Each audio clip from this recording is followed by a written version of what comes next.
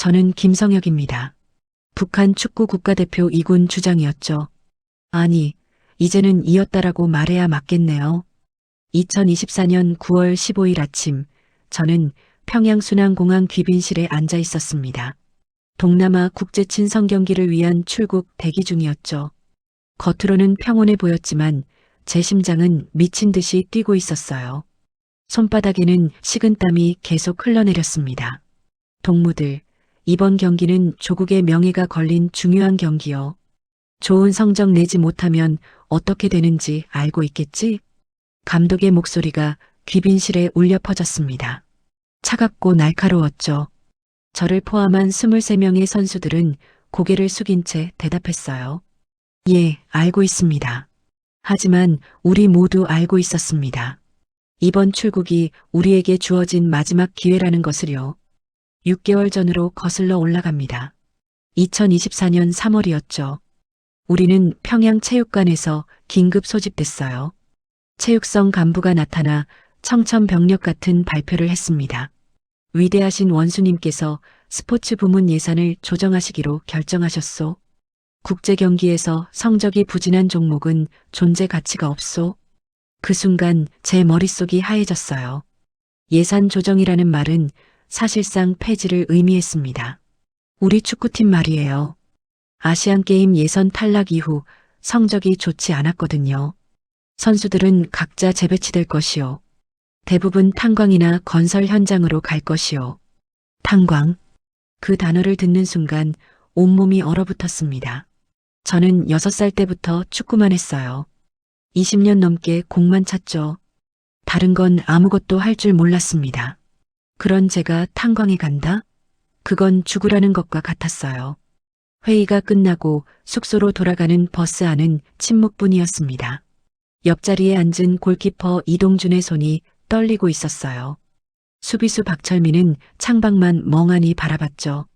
미드필더 한진수는 고개를 푹 숙이고 있었습니다.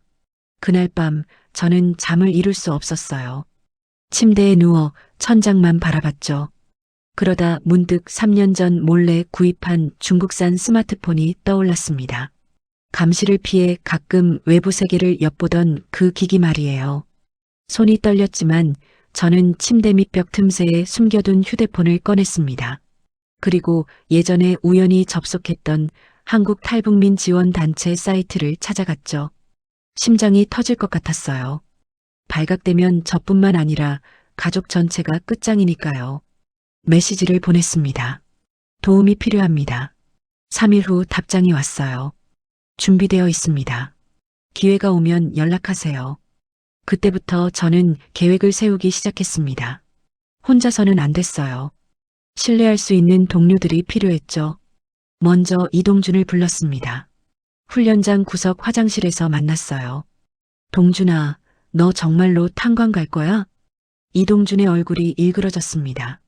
2살배기 딸이 있는 아버지였거든요. 형, 저도 살고 싶습니다. 딸 얼굴이라도 보고 싶어요. 그럼 나를 믿어. 방법이 있어. 한 명씩 조심스럽게 접근했습니다. 박철민, 한진수, 그리고 신뢰할 수 있는 선수들을요. 6개월 동안 23명 전원을 설득했죠. 모두가 절박했습니다. 탄광에 가느니 차라리 탈출을 선택하겠다고 했어요. 저는 선수들을 5개 조로 나눴습니다. 각 조장에게만 계획의 일부를 알려줬죠. 만약 한 명이라도 배신하면 모두 끝이니까요. 보안이 생명이었습니다. 그리고 동남아 친선 경기 일정이 잡혔어요. 9월 중순이었죠. 한국 NGO와 연락을 취했습니다. 현지에서 도움을 줄 사람을 섭외해달라고요. 현지 가이드를 매수했습니다. 비용은 우리가 처리했으니 안심하세요. 메시지를 받았을 때 눈물이 났습니다. 정말 기회가 온 거예요. 하지만 문제가 있었습니다. 출국 당일 보위부 요원 2명이 선수단에 합류한 거죠. 평소보다 감시가 삼엄했어요. 아마 당국도 선수단 동향을 의심하고 있었나 봅니다. 공항 귀빈실에서 저는 보위부 요원들을 힐끔힐끔 쳐다봤어요. 40대 초반으로 보이는 2 남자였습니다. 날카로운 눈빛으로 우리를 감시하고 있었죠.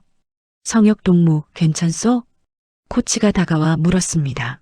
제 얼굴이 창백했나 봐요. 예, 괜찮습니다. 그냥 긴장돼서요. 이번 경기 잘해야 하오. 3골 이상 지면 우리 모두 어떻게 되는지 알지? 알고 말고요. 2022년 아시안게임 예선 탈락 후 선수 4명이 강제노동 수용소로 끌려갔습니다. 저는 그들이 트럭에 실려가던 모습을 잊을 수가 없어요. 울부짖는 소리가 아직도 귓가에 맴돕니다. 탑승 안내 방송이 나왔습니다. 저는 자리에서 일어나며 휴대폰이 숨겨진 가방을 꽉 움켜쥐었어요. 이 작은 기기가 우리 23명의 생명줄이었습니다. 비행기에 올랐습니다. 창가 좌석에 앉아 평양 시내를 내려다봤죠. 어쩌면 마지막일 수도 있는 광경이었어요. 복잡한 감정이 밀려왔습니다. 태어나고 자란 곳이니까요. 하지만 동시에 저를 옥죄던 감옥이기도 했죠. 이륙하는 순간 저는 주먹을 불끈 쥐었습니다. 손톱이 손바닥에 파고들 정도로요. 이것이 우리의 마지막 기회야. 반드시 성공해야 해. 옆자리 이동준이 제 손을 살짝 잡았어요. 떨리는 손이었지만 따뜻했습니다. 저는 고개를 끄덕였죠. 우리 23명의 운명을 건 탈출이 이제 시작되는 겁니다. 비행기가 착륙했습니다. 동남아의 뜨거운 열기가 기내로 밀려 들어왔어요. 하지만 제 등골은 오히려 차가웠죠. 이제부터가 진짜 시작이니까요. 공항을 빠져나와 버스에 올랐습니다. 현지 가이드가 우리를 맞이했어요. 30대 중반쯤 돼 보이는 남자였죠. 제 눈과 마주치는 순간 아주 짧게 고개를 끄덕였습니다. 바로 그 사람이었어요. NGO가 섭외한 협조자 말입니다. 호텔까지 가는 동안 보이부 요원들은 한시도 방심하지 않았습니다. 버스 맨 뒷자리에 앉아 우리를 쭉 훑어봤죠. 저는 창밖만 바라보며 평온한 척했어요. 하지만 속으로는 계획을 되새기고 있었습니다. 호텔에 도착했습니다. 5성급 리조트였지만 우리에겐 또 다른 감옥일 뿐이었어요. 방 배정이 시작됐죠. 감독이 명단을 읽어 내려갔습니다. 성혁, 동준 305호, 철민, 진수 307호. 저는 이동준과 같은 방이었어요. 짐을 풀고 침대에 앉았습니다. 이동준이 조심스럽게 입을 열었죠. 형, 정말 할 수 있을까요? 해야지. 다른 선택은 없어. 그때 문이 벌컥 열렸습니다. 보이부 요원 중 한 명이 들어왔어요. 방 안을 천천히 둘러봤죠. 서랍을 열고 화장실까지 확인했습니다. 휴대폰 있으면 지금 제출하시오. 심장이 멎는 줄 알았어요. 제 가방 안 이중 바닥에 휴대폰이 숨겨져 있었거든요. 하지만 저는 태연하게 대답했습니다. 없습니다. 출국 전에 모두 반납했습니다. 요원은 의심스러운 눈빛으로 저를 쳐다봤어요. 길게 느껴지는 침묵이었습니다. 그러다 결국 방을 나갔죠. 문이 닫히자 이동준이 숨을 크게 내쉬었어요. 저도 마찬가지였습니다. 다음 날 아침 일찍 훈련장으로 이동했습니다. 친선 경기 준비를 위한 연습이었죠. 그런데 훈련 시작 30분 만에 박철민이 쓰러졌어요. 쿵소리와 함께 철민이 그라운드에 고꾸라진 겁니다. 저는 달려갔죠. 철민아, 정신 차려. 얼굴이 새하얘져 있었어요. 식은땀이 비 오듯 흘러내렸습니다. 영양실조 증세였죠.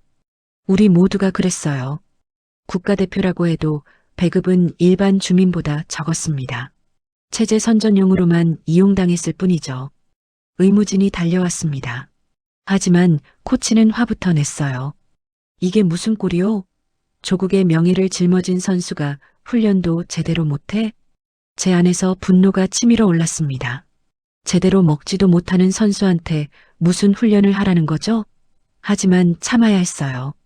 여기서 튀면 계획이 틀어집니다. 철민은 의무실로 실려갔습니다. 저는 그 모습을 보며 생각했죠. 더 이상은 안 돼. 이렇게는 못 살아.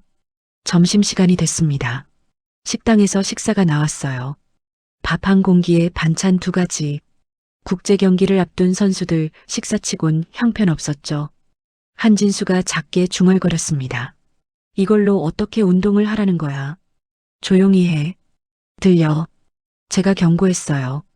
실제로 보이부 요원이 식당 구석에서 우리를 지켜보고 있었으니까요. 오후 훈련이 끝나고 호텔로 돌아왔습니다. 복도에서 이동준을 마주쳤어요. 얼굴이 퉁퉁 부어 있었죠. 동준아, 무슨 일이야? 아무것도 아닙니다. 하지만 눈가에 멍이 있었어요. 저는 방으로 데리고 가 물었습니다.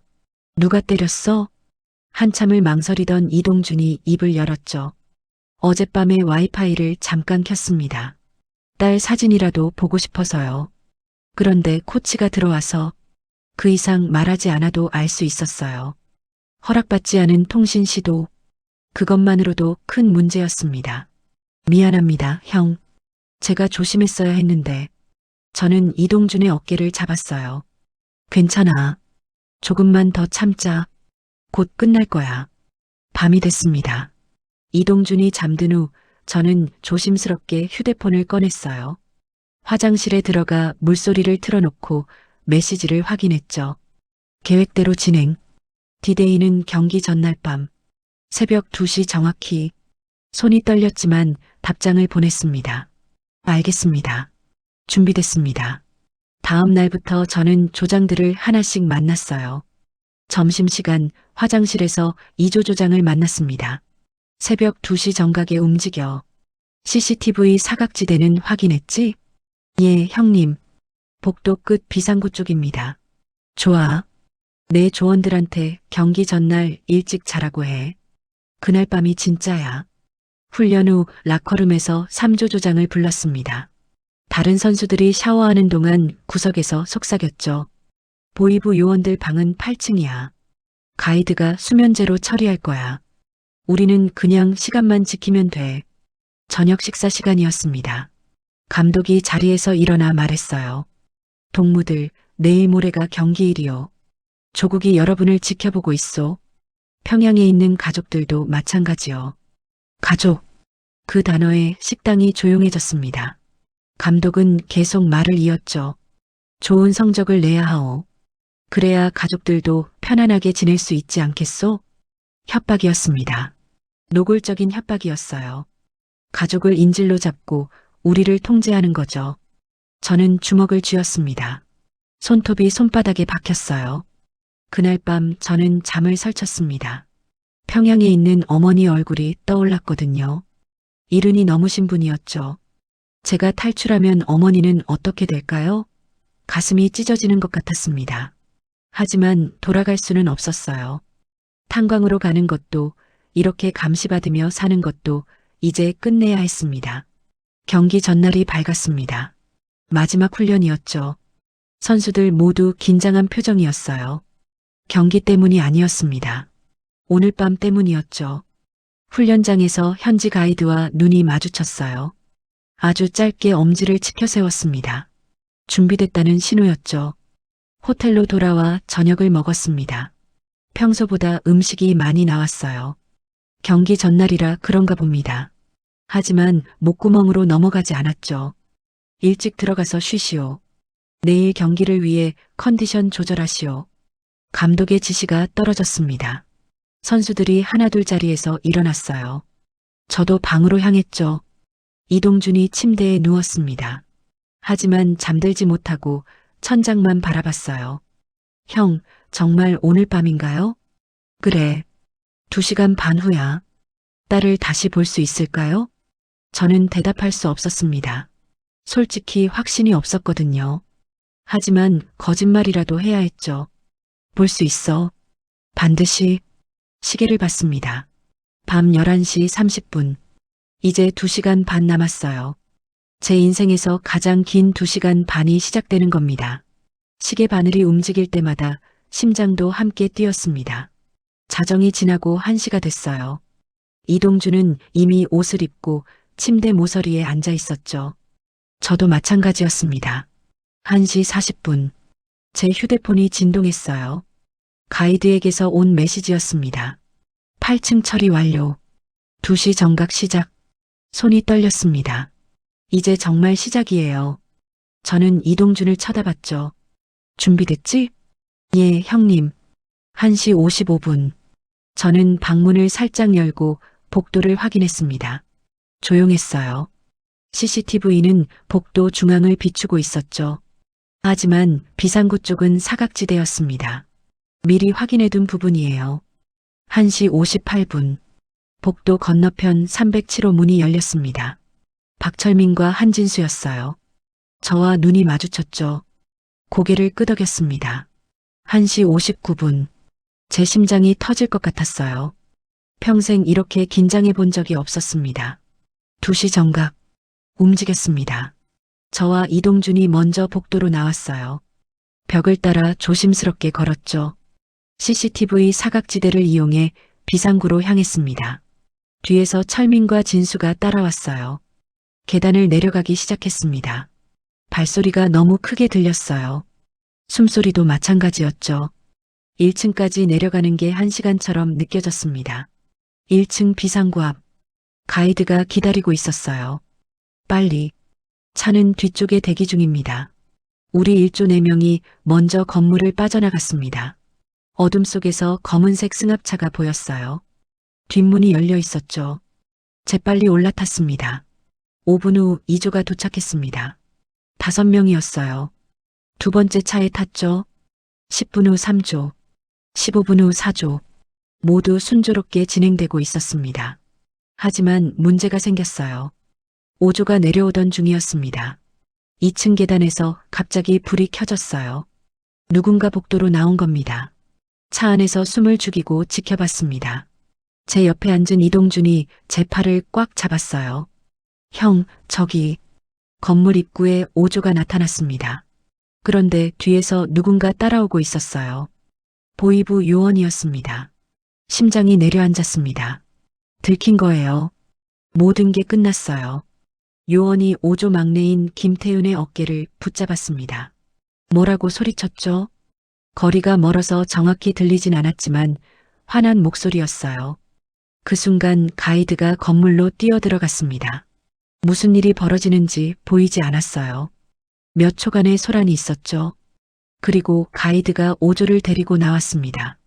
보이부 요원은 보이지 않았어요. 빨리 타. 가이드가 소리쳤습니다. 5조 6명이 세 번째 차에 올라탔어요. 차 문이 닫히자마자 출발했습니다. 무슨 일이었어요? 제가 물었죠. 요원이 화장실 가다가 마주쳤습니다. 하지만 제가 처리했어요. 수면제를 한 번 더 먹였죠. 안도의 한숨이 나왔습니다. 위기를 넘긴 거예요. 차들은 도심을 벗어나 외곽으로 달렸습니다. 창밖으로 어두운 거리가 스쳐 지나갔어요. 1시간쯤 달렸을까요? 주택가 골목에 차가 멈췄습니다. 여기입니다. 내리세요. 2층짜리 낡은 주택이었어요. 우리 23명이 모두 그 집으로 들어갔죠. 좁은 거실에 빽빽하게 모여 앉았습니다.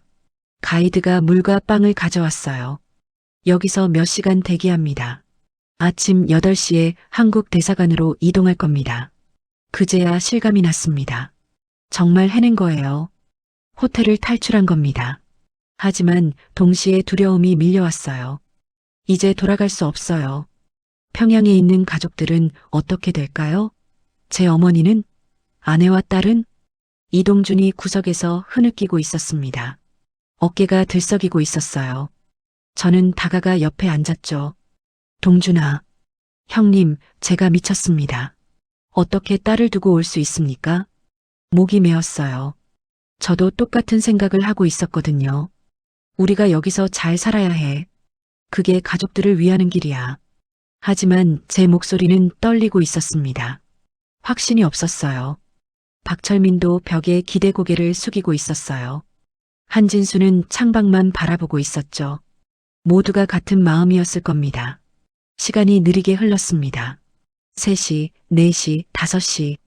아무도 잠들지 못했어요. 새벽 6시쯤 가이드의 휴대폰이 울렸습니다. 통화를 마친 가이드의 얼굴이 굳어졌어요. 북한 대사관에서 여러분 수색을 시작했습니다. 경찰에 신고했어요. 긴장감이 감돌았습니다. 한진수가 물었죠. 그럼 어떻게 됩니까? 괜찮습니다. 이미 한국 대사관에 연락했어요. 특별 차량이 오고 있습니다. 7시가 됐습니다. 밖이 밝아오기 시작했어요. 거리에 사람들이 나타나기 시작했죠. 7시 30분. 검은색 승합차 2대가 집 앞에 멈췄습니다. 한국 외교관들이었어요. 빨리 타세요. 시간이 없습니다. 우리는 재빨리 차에 올랐습니다. 차량이 출발하자 뒤에서 다른 차들이 따라오기 시작했어요. 북한 측 차량들입니다. 하지만 대사관 구역에는 못 들어옵니다. 외교관이 말했죠. 차는 시내를 가로질러 달렸습니다. 신호를 무시하고 달렸어요. 뒤따라오는 차들과의 거리가 좁혀졌다, 멀어졌다 반복했죠. 15분 후 한국 대사관이 보였습니다. 높은 담장과 태극기가 펄럭이고 있었어요. 차가 정문을 통과하는 순간 눈물이 났습니다. 해냈어요. 정말 해냈습니다. 대사관 직원들이 우리를 안으로 안내했어요. 넓은 회의실이었죠. 의자에 앉자마자 힘이 풀렸습니다. 대사가 들어왔습니다. 여러분 환영합니다. 이제 안전합니다. 그 말을 듣는 순간 참았던 감정이 터졌어요. 울음소리가 회의실에 가득 찼습니다. 이동준이 바닥에 주저앉아 엉엉 울었죠. 철민도, 진수도, 저도 마찬가지였습니다. 20년 넘게 살았던 곳을 떠났습니다. 가족을 두고 왔어요. 돌아갈 수 없는 강을 건넌 겁니다. 하지만 동시에 자유를 얻었어요. 더 이상 굶주리지 않아도 됩니다. 감시받지 않아도 되죠. 탄광에 가지 않아도 돼요. 대사관 직원이 물과 음식을 가져왔습니다. 샌드위치와 과일이었어요. 배고팠지만 목구멍으로 넘어가지 않았습니다. 앞으로 어떻게 됩니까? 제가 물었죠. 일주일 정도 여기 머물다가 한국으로 가실 겁니다. 절차가 필요해서요. 한국. 그 단어가 낯설었습니다.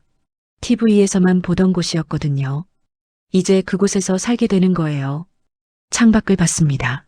태극기가 바람에 흔들리고 있었어요. 새로운 삶이 시작되는 겁니다. 두렵지만 동시에 희망도 보였죠. 이동준이 제 옆에 앉았습니다. 형님, 우리 정말 잘한 겁니까? 저는 고개를 끄덕였어요. 확신은 없었지만 그렇게 대답할 수밖에 없었습니다. 잘한 거야. 이제 제대로 살아보자고. 일주일 후 우리는 한국 땅을 밟았습니다. 인천공항이었어요. 하지만 일반 승객들처럼 입국한 건 아니었죠. 특별 통로를 통해 조용히 빠져나왔습니다. 검은색 버스가 기다리고 있었어요. 창문에는 짙은 선팅이 되어 있었죠. 우리 23명이 모두 탔습니다. 어디로 가는지는 몰랐어요. 2시간쯤 달렸을까요? 버스가 멈췄습니다. 경기도 어딘가의 외진 곳이었어요. 높은 담장으로 둘러싸인 4층짜리 건물이 보였죠. 여기가 어디입니까? 한진수가 물었습니다. 보호시설입니다. 앞으로 이곳에서 지내시게 됩니다. 국정원 직원이 대답했어요. 건물 안으로 들어갔습니다. 깨끗했어요. 복도 양쪽으로 방들이 줄지어 있었죠. 1인 1실이었습니다. 북한에선 상상도 못할 환경이었어요. 짐을 풀고 1층 식당으로 내려오세요. 오리엔테이션이 있습니다. 방에 들어갔습니다. 침대, 책상, 옷장, 화장실까지 딸린 개인 공간이었어요. 창문으로 밖이 보였죠. 나무들이 우거진 뒷산이었습니다. 침대에 앉았습니다.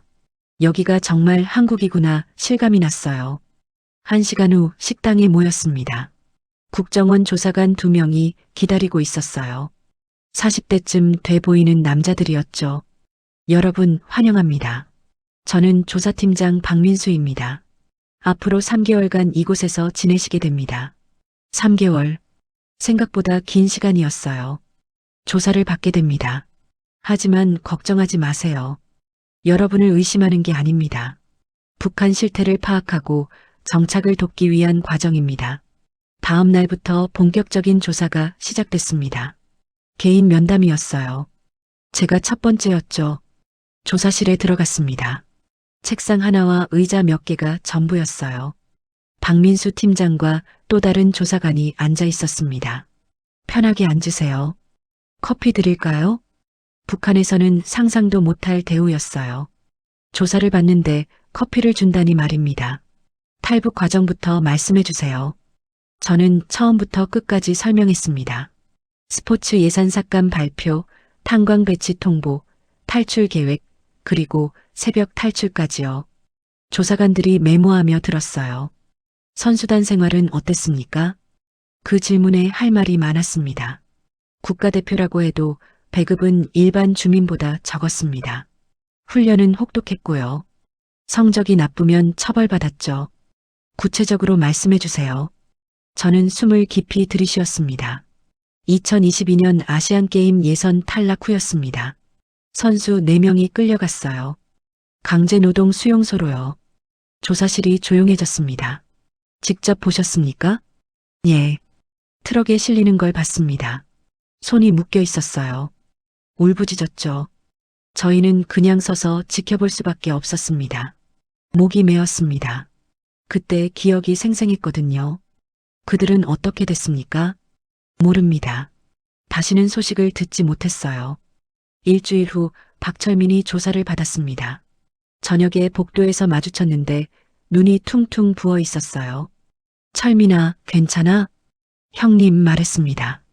다 말했어요. 뭘 말했는지 물을 필요도 없었습니다. 철민도 저와 같은 이야기를 했을 테니까요. 2주차에 들어서자 조사 내용이 더 구체적으로 바뀌었습니다. 체육계 내부 구조, 감시 체계, 처벌 방식 등을 물었어요. 코치진의 폭력은 일상적이었습니까? 예. 훈련이 마음에 안 들면 때렸습니다. 경기에서 지면 더 심했죠. 상부의 지시였습니까? 그렇게 생각합니다. 체육성에서 내려온 방침이었으니까요. 한 달이 지났습니다. 이동준의 차례가 왔어요. 조사실에서 나온 이동준은 완전히 무너져 있었습니다. 식당에서 저를 붙잡았죠. 형님, 제가 가족을 죽였습니다. 무슨 소리야? 조사관이 물었어요. 가족이 어떻게 될 것 같냐고요. 저는 이동준이 바닥에 주저앉았습니다. 아내와 딸이 처벌받을 겁니다. 제 때문에요. 저도 할 말이 없었어요. 사실이었으니까요. 탈북자 가족은 항상 연자제에 걸렸습니다. 2개월째에 접어들자 건강검진이 있었습니다. 병원으로 이동했어요. 종합검진이었죠. 일주일 후 결과가 나왔습니다. 의사가 심각한 표정으로 말했어요. 영양실조가 심각합니다. 평균 체중이 정상보다 15kg 이상 부족해요. 골밀도도 낮고요. 국가대표 선수들이 이 정도라니 말입니다. 간 수치도 높습니다. 장기간 영양 부족으로 인한 손상이에요. 치료가 필요합니다. 한진수는 더 심각했습니다. 위궤양이 발견됐거든요. 스트레스성입니다. 오랜 기간 극심한 스트레스를 받았던 것으로 보입니다. 검진 결과를 본 조사관들이 충격을 받은 것 같았어요. 북한의 실상이 예상보다 훨씬 심각했던 거죠. 3개월째가 됐습니다. 마지막 면담이었어요. 박민수 팀장이 자료를 정리하며 말했습니다. 김성혁 씨, 증언 감사합니다. 북한 체육계의 참담한 실상을 확인할 수 있었습니다. 저희 말이 도움이 됐습니까? 매우 중요한 자료입니다. 국제사회에 알려야 할 내용이에요. 팀장이 잠시 망설이다 물었습니다. 가족들 걱정되시죠? 제 표정을 본 거예요. 솔직히 말씀드리면 쉽지 않을 겁니다. 하지만 여기서 잘 정착하는 게 가족을 위하는 길입니다. 위로가 됐는지는 모르겠습니다. 하지만 그 말이 맞았어요. 마지막 주에 우리 23명이 모두 모였습니다. 3개월간의 조사가 끝났다는 통보를 받았죠. 다음 주부터 사회 적응 교육이 시작됩니다. 그리고 한 달 후 각자 거주지로 배정받게 됩니다. 드디어 밖으로 나가는 거예요. 새로운 삶이 시작되는 겁니다. 그날 밤 저는 잠을 이룰 수 없었습니다. 기대 반 두려움 반이었어요. 정말 잘할 수 있을까요? 한국 사회에 적응할 수 있을까요? 창밖을 봤습니다. 별이 총총했어요. 북한에서 보던 별과 같은 별이었죠. 하지만 지금 서 있는 땅은 완전히 달랐습니다. 이동준이 복도에서 저를 불렀어요. 형님, 못 주무세요? 응. 너도? 무섭습니다. 밖에 나가면 어떻게 살아야 할지 모르겠어요. 저도 마찬가지였습니다. 함께 버텨보자. 여기까지 온 거 헛되게 하지 말고. 이동준이 고개를 끄덕였어요. 3개월간 우리가 증언한 내용은 북한의 민낯을 드러냈습니다. 엘리트라 불리던 국가대표 선수들조차 제대로 먹지 못하고 감시받으며 살았다는 사실 말이에요. 이제 우리는 그 진실을 세상에 알려야 했습니다. 그게 우리가 여기 온 이유이고 가족들을 두고 온 이유였으니까요. 정착 교육이 시작됐습니다. 한국어 표현, 교통이용법, 은행 시스템까지 배웠어요. 낯선 것 투성이었죠. 하지만 열심히 따라갔습니다. 여기서 살아야 하니까요. 2개월이 지났습니다. 어느 정도 적응하고 있었어요. 친구들과 농담도 나누고 웃기도 했죠. 물론 밤마다 북한에 둔 가족 생각에 잠 못 이루긴 했지만요. 그날은 10월 27일이었습니다. 오전 수업이 끝나고 점심을 먹으러 가던 중이었어요. 복도에서 직원이 저를 불렀습니다. 김성혁 씨, 국정원에서 긴급 호출이 왔습니다. 심장이 철렁했어요. 긴급 호출이라니요. 좋은 소식일 리 없었습니다. 지금 가야 합니까? 예, 지금 바로요. 차를 타고 국정원 분관으로 갔습니다. 30분쯤 걸렸어요. 그 시간 동안 온갖 생각이 머릿속을 스쳤죠. 무슨 일일까요? 혹시 제 신분에 문제가 생긴 걸까요? 건물에 도착했습니다. 익숙한 조사실로 안내됐어요. 박민수 팀장이 심각한 표정으로 앉아 있었습니다. 앉으세요. 목소리가 평소와 달랐어요. 무거웠습니다. 무슨 일입니까? 어머님 소식입니다. 그 순간 세상이 멈춘 것 같았어요. 북한 내부 정보원을 통해 확인했습니다. 어머님은 현재 지방 농장으로 추방됐습니다. 손이 떨렸습니다. 추방이요? 성혁 씨 탈북 사실이 알려지면서 가족 조사가 들어갔습니다. 평양 거주권이 박탈됐어요. 머리가 하얘졌습니다. 일은 넘으신 어머니가 농장으로요? 그게 다가 아닙니다. 팀장이 말을 이었어요. 이동준 씨도 오고 있습니다. 가족 소식이 있어서요. 30분 후 이동준이 들어왔습니다. 얼굴이 창백했어요. 이미 예감하고 있는 것 같았죠. 이동준 씨 앉으세요. 이동준이 의자에 앉았습니다. 손을 꽉 쥐고 있었어요. 부인과 따님 소식입니다. 팀장이 숨을 깊이 들이쉬었습니다. 정치범 수용소로 이송됐습니다. 이동준이 그 자리에서 무너졌어요. 의자에서 미끄러지듯 바닥으로 주저앉았죠. 안 돼요. 안 돼. 딸은 겨우 3살입니다. 3살이에요. 울부짖는 소리가 조사실을 가득 채웠습니다. 저도 눈물이 났어요. 제 잘못 때문에 이동준 가족까지 이렇게 됐습니다. 제발, 제발 딸만이라도 살려주세요. 제가 돌아갈게요. 제가 돌아가서 벌 받을게요. 이동준이 팀장에게 매달렸습니다. 이동준 씨, 진정하세요. 돌아가면 당신도 같은 운명입니다. 상관없어요. 딸만 살려주세요. 저는 이동준을 끌어안았습니다. 온몸이 떨리고 있었어요. 동준아, 정신 차려. 형님, 제가 가족을 죽였습니다. 내가 죽였어요. 다음 날 다른 선수들도 하나둘 호출됐습니다. 박철민, 한진수, 그리고 나머지 선수들까지요. 모두 같은 소식을 들었어요. 가족들이 처벌받았다는 내용이었죠. 보호시설 전체가 침통해졌습니다. 복도에서 우는 소리가 밤새 들렸어요. 식사를 거르는 선수들도 생겼죠. 3일째 되던 날 한진수가 난동을 부렸습니다. 차라리 북한으로 돌려보내요. 이렇게 살 바엔 죽는 게 낫습니다. 직원들이 진정시켰지만 소용없었어요. 한진수는 벽을 주먹으로 쳤습니다. 손에서 피가 났죠. 제 잘못입니다. 제가 가족을 버렸어요. 박철민도 방에 틀어박혀 나오지 않았습니다. 문을 두드려도 대답이 없었어요. 시설 전체가 무너지고 있었습니다. 5일째 되던 밤 저는 결심했습니다. 이대로는 안 됐어요. 모두를 모아야 했죠. 식당에 23명 전원을 불렀습니다. 모두 지쳐 보였어요. 눈은 충혈돼 있었고 얼굴은 수척했죠. 형님, 왜 불렀습니까? 한진수가 물었습니다. 목소리에 힘이 없었어요. 저는 선수들을 한 명씩 쳐다봤습니다. 평양에서 함께 공을 차던 동료들이었어요. 동남아 호텔에서 목숨 걸고 탈출했던 전우들이었죠. 우리가 왜 여기 왔습니까? 아무도 대답하지 않았습니다. 탄광에 가기 싫어서였습니다. 제대로 살고 싶어서였어요. 그렇게 결심하고 여기까지 왔습니다. 이동준이 고개를 저었어요. 하지만 가족들이 알아요. 저도 어머니를 두고 왔습니다. 일은 넘으신 분이 농장으로 쫓겨났어요. 매일 그 생각뿐입니다. 목이 메었지만 계속 말했습니다. 하지만 우리가 여기서 포기하면 어떻게 됩니까? 그분들의 희생이 헛된 게 됩니다. 박철민이 눈물을 흘렸어요. 형님, 너무 힘듭니다. 저도 힘들어요. 매일 밤 악몽을 꿉니다. 어머니가 농장에서 고생하시는 꿈을요. 손이 떨렸지만 주먹을 쥐었습니다. 그래도 우리는 살아야 합니다. 여기서 잘 살아서 북한의 진실을 세상에 알려야 해요. 그게 우리가 해야 할 일입니다. 한진수가 입을 열었습니다. 어떻게 그럴 수 있습니까? 가족을 버리고요? 버린 게 아닙니다.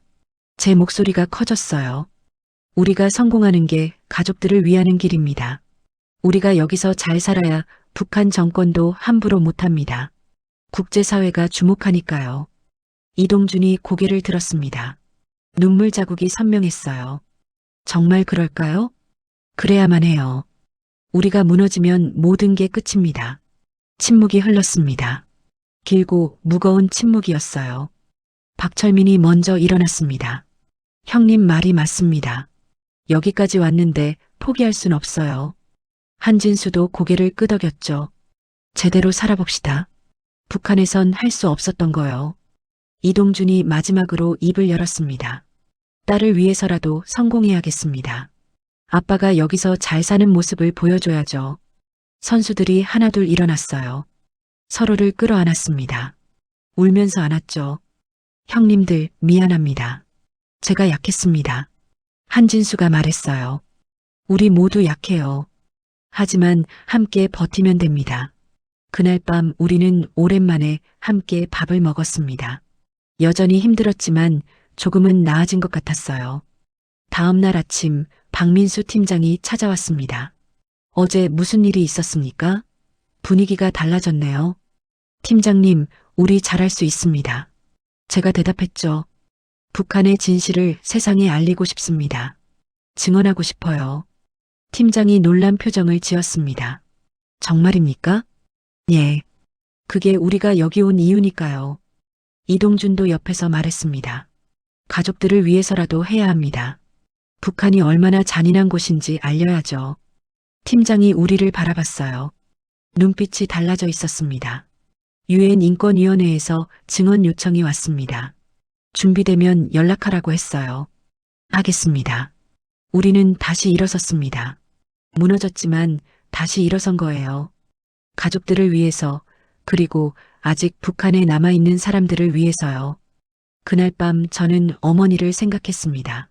농장에서 힘들게 일하고 계실 거예요. 하지만 제가 여기서 포기하면 안 됐습니다. 어머니, 조금만 기다리세요.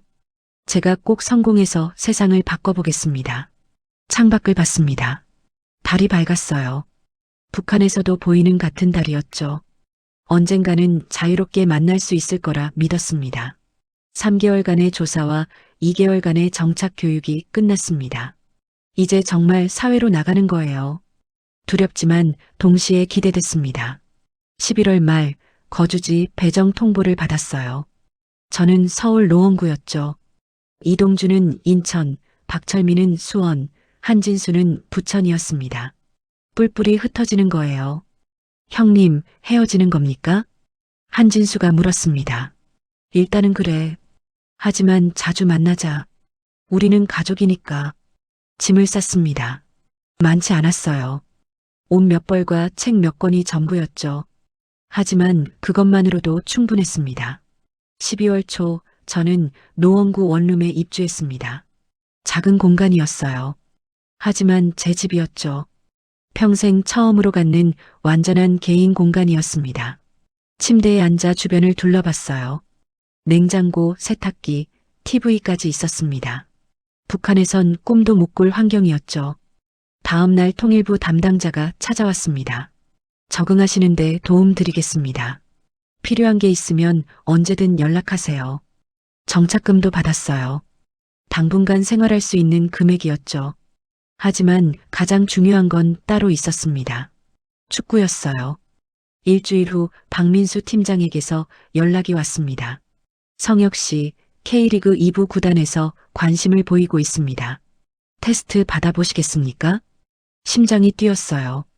정말입니까? 예. 북한 국가대표 출신이라는 점을 높이 평가하더군요. 일주일 후 경기도 어느 훈련장으로 갔습니다. K리그 2부 소속 구단이었어요. 감독과 코치진이 저를 맞이했죠. 김성혁 선수 환영합니다. 오늘은 편하게 실력만 보여주세요. 그라운드에 섰습니다. 북한에서 수없이 뛰었던 잔디였어요. 하지만 느낌이 완전히 달랐습니다. 자유로웠거든요. 공을 찼습니다. 6개월 만이었어요. 몸이 기억하고 있었습니다. 패스, 드리블, 슈팅 모두 자연스럽게 나왔죠. 좋습니다. 움직임이 날카로워요. 코치가 말했습니다. 1시간 동안 테스트를 받았어요. 끝나고 샤워하러 들어가는데 감독이 불렀습니다. 성혁 씨, 우리 팀에서 뛰시겠습니까? 믿을 수 없었어요. 정말입니까? 실력을 봤습니다. 충분히 가능해요. 조건은 나중에 협의하죠. 그날 집으로 돌아오는 길 눈물이 났습니다. 정말 축구를 다시 할 수 있게 됐어요. 제대로 된 환경에서 말입니다. 이동준에게 전화했습니다. 동준아, 나 합격했어. 정말입니까? 축하합니다, 형님. 너도 테스트 받아봐. 인천에 실업팀 있잖아. 알겠습니다. 저도 해보겠습니다. 한 달 후 이동준도 실업팀 입단 테스트에 합격했습니다. 박철민과 한진수를 포함해 총 7명이 각자 팀을 찾았죠. 나머지 선수들도 아마추어 구단에서 기회를 잡았습니다. 새해가 밝았어요. 2025년 1월이었습니다. 시즌 준비가 시작됐습니다. 훈련은 혹독했지만 북한과는 달랐어요. 폭력이 없었고 제대로 된 식사가 나왔죠. 무엇보다 자유로웠습니다. 성혁 씨, 오늘 훈련 좋았어요. 팀 동료가 말했습니다. 처음엔 어색했지만 점점 가까워졌어요. 고맙습니다. 더 열심히 하겠습니다. 2월 중순 유엔 인권위원회에서 연락이 왔습니다. 제네바에서 증언해달라는 요청이었어요. 하겠습니다. 저는 주저하지 않았죠. 3월 초 제네바로 날아갔습니다. 이동준과 박철민도 함께였어요. 우리는 유엔 회의장에 섰습니다. 북한 체육계의 인권 실태에 대해 증언해 주시기 바랍니다. 의장이 말했죠. 저는 숨을 깊이 들이쉬고 입을 열었습니다. 저는 북한 축구 국가대표였습니다. 하지만 제대로 먹지 못했고 감시받았으며 폭력에 시달렸습니다. 회의장이 조용해졌어요. 성적이 나쁘면 동료들이 수용소로 끌려갔습니다. 우리는 체제의 도구였을 뿐입니다. 이동준도 증언했습니다. 제 아내와 3살짜리 딸이 정치범 수용소에 있습니다. 제가 자유를 택했다는 이유만으로요. 박철민은 떨리는 목소리로 말했어요. 국제사회가 관심 가져주시길 바랍니다. 아직도 북한에는 우리 같은 사람들이 많습니다. 증언을 마치고 나왔습니다. 전 세계 언론이 우리를 취재했어요. 소감이 어떻습니까? 기자가 물었죠. 힘들었지만 해야 할 일이었습니다. 세상이 알아야 하니까요. 한국으로 돌아왔습니다. 시즌 개막이 코앞이었어요. 3월 말 드디어 첫 경기가 열렸습니다. K리그 2부 개막전이었죠. 저는 벤치에 앉아 있었습니다. 후반전에 교체 투입될 예정이었어요. 관중석을 봤습니다. 이동준과 한진수가 와 있었어요. 손을 흔들어 줬죠. 후반 30분 감독이 저를 불렀습니다. 성혁 들어가. 경기장에 뛰어들었습니다. 관중들이 박수 쳐줬어요. 가슴이 벅차올랐습니다. 10분 후 기회가 왔어요. 동료가 패스를 줬죠. 공을 받고 앞으로 달렸습니다.